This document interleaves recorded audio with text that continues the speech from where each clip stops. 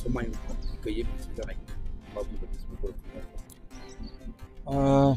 बेफोर मोनसे समाजारि जेंना आरो बे समाजारि जेंनाखौ जों गावनो बानायनोबो हायो जों फोजोबनोबो हायो। गोबाव सम हमना ला बोसोरब्रैसोआ बेखौ जोङो नुवाखैमोन। दायो जिहेतु बेयो जाफिनदों आरो बियो मानो जाफिनदों होननानै बुङोब्ला निश्चय जोंनो लाइ होदों। दा बेबायदि खामानिखौ लाइ होनाया बारा थिग नङा। मानोना दिनैनि दिनाव जोङो सुबुं सम्पद बानायनांगौ। गासै बिथिङावनो जोङो जोंनि फरायसाखौ जोङो सम्पद बानायनांगोन। जोंनि न'खरनि जेनोखि सुबुं बिथांमोना माने न'खरनि रांखान्थियाव गोसो होनांगोन। फ्राय गासैबो माने खामानि दामानियावसो जों गोसो होनांगौ। आरो बेफोरबायदिया जेब्लानाखि जागोन समाजा गोबां जेंनाजों मोगा मोगि जानांगौनि गिनांगौ थायो।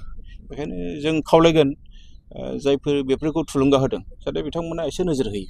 मानोना बेफोरो हारि दानायाव हेंथा जागोन।